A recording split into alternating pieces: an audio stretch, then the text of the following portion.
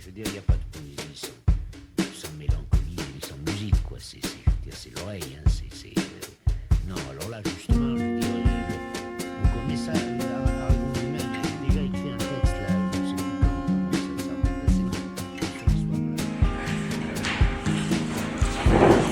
comment, bonjour à tous, bienvenue à Hubert Mingarelli, merci d'être là. Donc on va organiser une petite discussion sur l'œuvre de Hubert Mingarelli, qui sera entrecoupée de lectures de son œuvre et puis de certains écrits aussi, puisque je t'ai déjà dit qu'on est dans un master, on a discuté qu'on était dans un master de création. Donc pour faire dans la tradition universitaire et ennuyeuse, on a fait un plan en 3 parties avec introduction et conclusion. Avec en grand A, on va parler un peu de vos personnages, le rapport aux personnages qu'il peut y avoir dans votre œuvre. Petit B, le rapport des personnages au monde. Et petit C, un peu les secrets d'écrivain, la fabrique d'écriture, comment vous écrivez votre œuvre. Ça marche ? Donc d'abord, on va commencer par une petite dédicace. Donc c'est un texte que une de nos... Je la cherche. Ouais, donc Marion a écrit et elle voulait vous le lire pour commencer la matinée. Et donc c'est Irina qui vous le lit.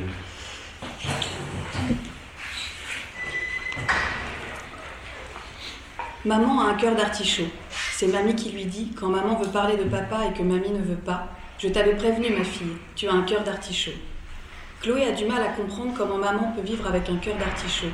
Ça doit faire très mal et surtout, ça doit tout puer dans le corps de maman, car Chloé n'aime pas trop l'odeur des artichauts. Pourtant, quand elle se serre très fort dans le cou de maman pour le bisou du soir, Chloé ne sent rien. Peut-être que Chloé devrait renifler là où il y a le cœur de maman, juste derrière la peau, mais Chloé n'ose pas. Les artichauts, ça pue vraiment trop. Maman a un cœur d'artichaut et c'est peut-être pour ça que papa est parti, parce qu'il en avait marre de cette odeur de vieux paix sous les draps quand maman lui ouvrait son cœur. Peut-être que la dame à la bouche rouge a un cœur qui sent bien meilleur bon, la framboise ou le chocolat. Maman a un cœur d'artichaut, et mamie a dit une fois à papa qu'il avait un cœur de pierre. Ça n'étonne pas Chloé, papa a tellement de force que parfois elle a peur qu'il ne brise la dame à la bouche rouge en deux quand il l'embrasse très fort et que Juliette attrape vite Chloé par la main pour l'emmener dans la pièce d'à côté. Chloé a le cœur tout crevé que papa n'embrasse plus maman et son cœur de légumes. Chloé se dit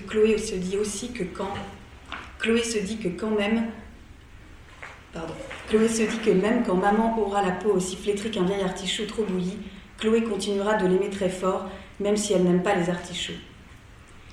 Maman a un cœur d'artichaut, ses petites peluches lui chatouillent l'intérieur et la font rire ou bien tousser, et peut-être que papa, ça l'avait trop gratté tous ses petits fils, alors il les avait tous coupés. Maman cachait son cœur derrière d'épaisses couches de feuilles vertes, et à papa, elle avait donné la recette de son filtre d'amour à l'odeur un peu fadasse. Et papa, qui n'a jamais aimé les légumes, a arraché une à une les feuilles du cœur de maman, les a répandues autour de lui, comme Chloé effeuille les pâquerettes pour savoir si un garçon l'aime. Papa a mis tout nu le cœur de maman, en lui disant « je ne t'aime plus » un peu, beaucoup, passionnément, à la folie. Depuis, maman a le cœur lourd, et l'eau salée dans laquelle elle le fait bouillir lui déborde par les yeux, et Chloé ne sait pas quoi faire pour arrêter la cuisson. Mamie dit que maman a un cœur d'artichaut, que papa a un cœur de pierre, que papy a un cœur de lion, et que le présentateur des jeux télévisés a un cœur d'or.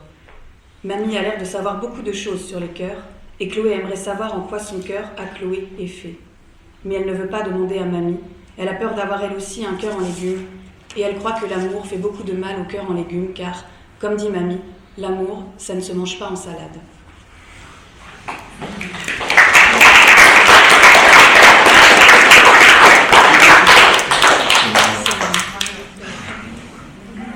C'était une petite dédicace parce qu'on avait vu qu'il y avait une mention de Chloé dans le bouquin. Donc maintenant, on va vous proposer un petit jeu. On va préparer des petites cartes avec des questions très joliment décorées par Lola. Donc vous pouvez en choisir une, il y a une question. Je la lis ? Ouais. Nom de Dieu. Vous avez le droit de changer. Ouais. Non. Si vous étiez un signe de ponctuation, lequel seriez-vous ? Bon, on a parlé de la ponctuation hier au repas du soir. Et c'est vachement intéressant, et c'est vachement compliqué.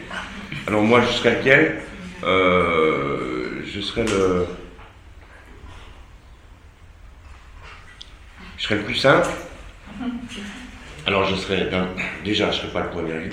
Parce que je m'en sers jamais, parce que je sais pas comment on fait. Je serais pas le point d'exclamation, parce que j'aime pas non plus. J'aime pas le point d'interrogation non plus. Moi, je travaille qu'avec le point et la virgule.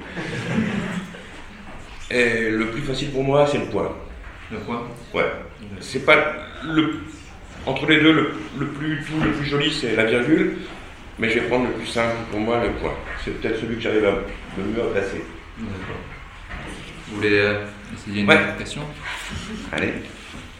Si vous étiez un titre de... Ah, si vous étiez un titre, lequel seriez-vous? Un titre de quoi? Alors, soit de votre œuvre, ou peut-être d'un livre qui vous a touché, celui dans lequel vous vous reconnaissez le plus. Putain.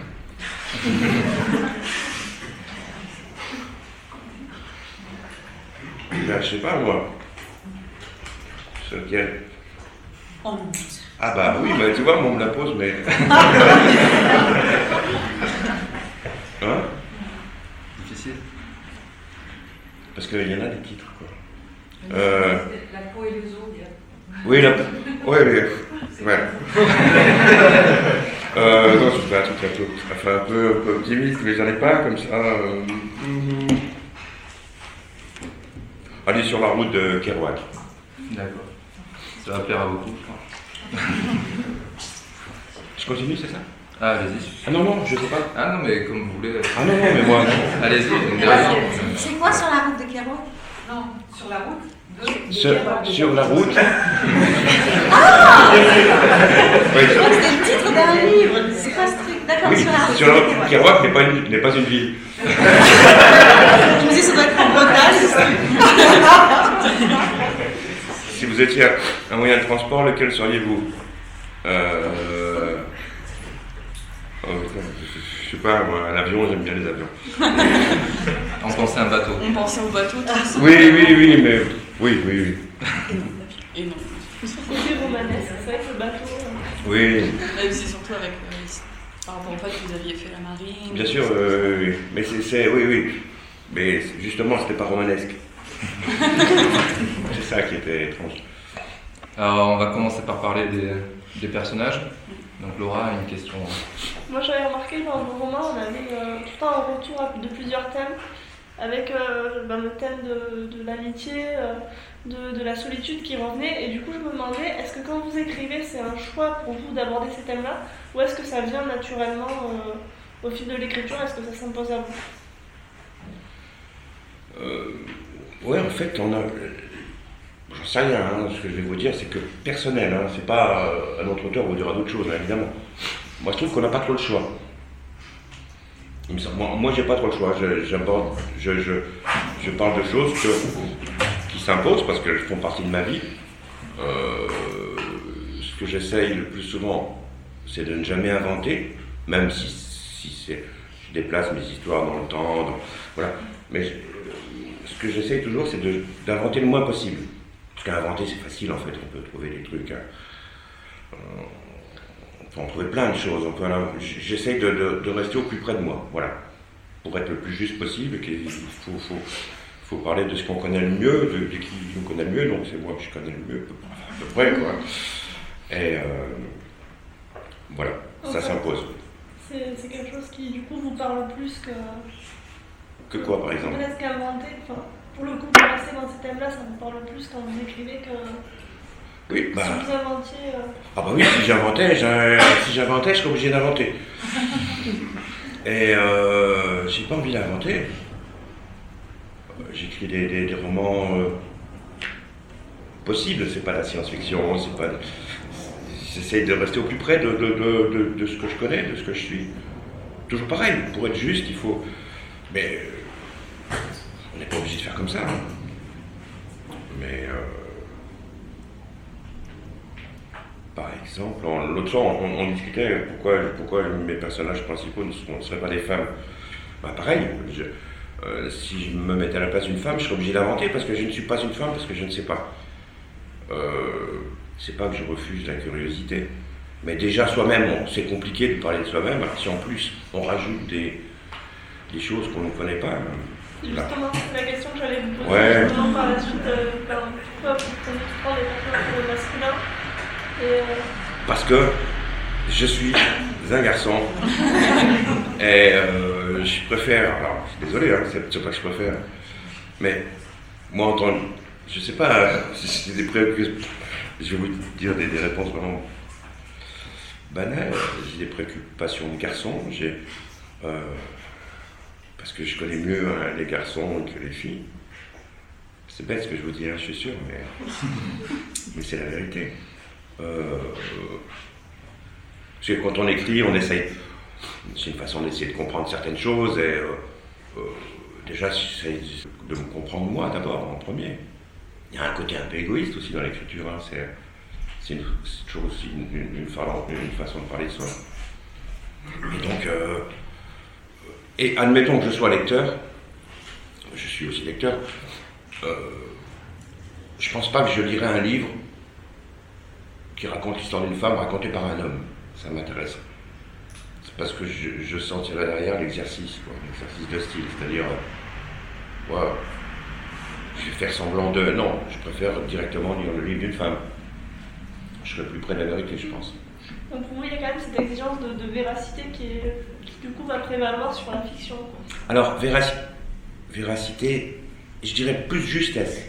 D'accord. Hein, je pense qu'il y a une petite nuance, j'aurais du mal à l'expliquer, mais justesse et sincérité, voilà, ou même en même temps, sincérité, c'est un grand mot aussi. Hein. Alors, on va dire justesse. Et tu as eu une belle réponse aussi l'autre soir au café. Tu as dit que, en réalité, c'était les femmes le personnage principal de... Ah oui. Oui, c'est pas parce que je me mets... Mes personnages principaux ne sont pas des femmes qu'elles sont absentes de mes romans, justement. Elles sont absentes en partie, mais pour moi, elles sont le centre toujours de mes histoires, pratiquement toutes. Parce qu'elles sont pas là. Et alors je vais simplifier, hein, je vais extrêmement simplifier. Désolé, mais c'est pour vous donner un exemple. À bord d'un bateau, par exemple, où il n'y a que des mecs, des gros mecs, quoi, des mecs, hein, eh ben, on parle que des filles, que des femmes. Enfin, je veux dire, ça nous occupe tout le temps. Voilà. Pourtant, physiquement, elles ne sont pas là.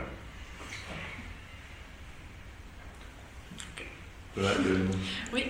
Moi, en lisant vos romans, j'avais l'impression que les personnages vivaient un peu en creux d'eux-mêmes à cause d'un traumatisme qui les avait mis un peu en pause de la réalité. Je me demandais, surtout dans les dialogues, j'avais l'impression que les personnages, que le ou les personnages principaux parlaient peu et qu'en fait c'était les autres qui s'exprimaient un peu à leur place, ou alors le paysage parfois qui parlait pour eux, ou leurs actes qui parlaient pour eux. Je me demandais comment ces personnages en fait en creux de la réalité, en pause, s'exprimaient par d'autres moyens que le dialogue. Il y a plein de choses là. Déjà les dialogues pour moi c'est le plus passionnant à écrire, mais le plus difficile je trouve. Parce qu'on est vite ridicule dans un dialogue. Quand on écrit un dialogue, on peut vite tomber dans le ridicule. Donc moi j'essaie de faire des dialogues qui ne disent rien en fait. Donc c'est compliqué. C'est comme un peintre qui peut mettre de couleurs sur sa toile, quoi. Moi j'essaie de... Je veux pas qu'on apprenne des choses quand ils se parlent.